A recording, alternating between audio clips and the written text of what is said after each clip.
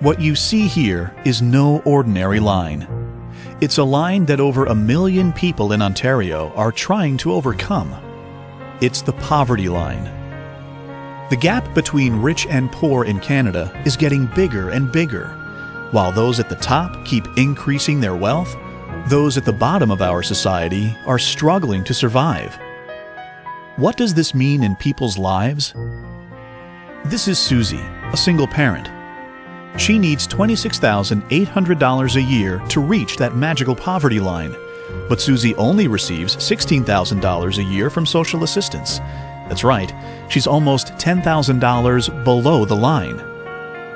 Perhaps you're thinking that working full-time will get you above the line and out of poverty. Well, think again. Here's Paul, a single guy earning minimum wage. Unfortunately for Paul, Ontario's minimum wage has been frozen at $10.25 per hour since 2010.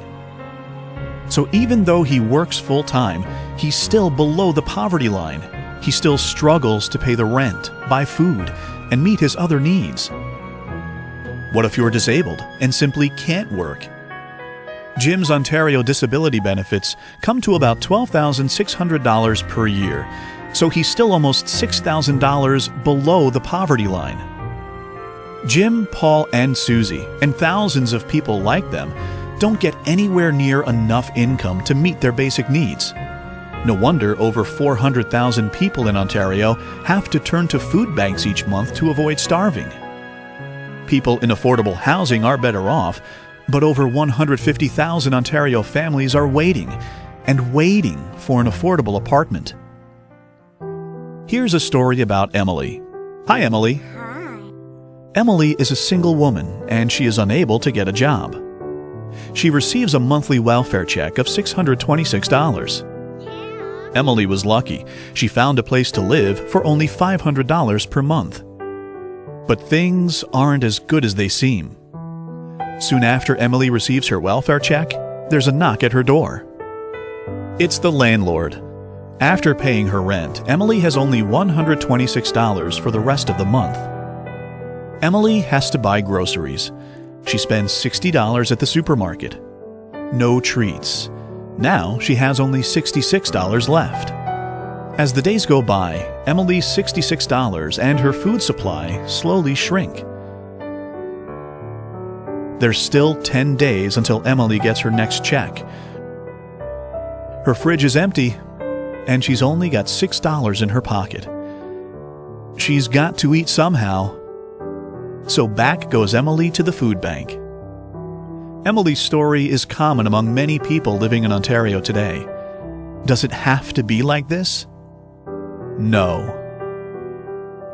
What can you do? Together, we can do more than bandage the wounds caused by poverty, but we can hit poverty at its core. We can move from charity, which is food banks, our meal programs, our shelters, to making a more just society for everyone. We can do this by meeting with or talking to our MPPs, saying more needs to be done to meet the needs of those living on social assistance or living on minimum wage.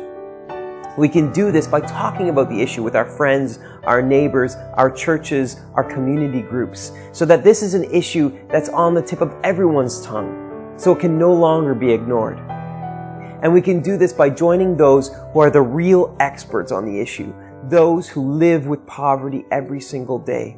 We need to join them in their quest to challenge and change this world. We can make a difference. You can make a difference. And together we can create a world where justice and mercy, where compassion and hope are the hallmarks of our society.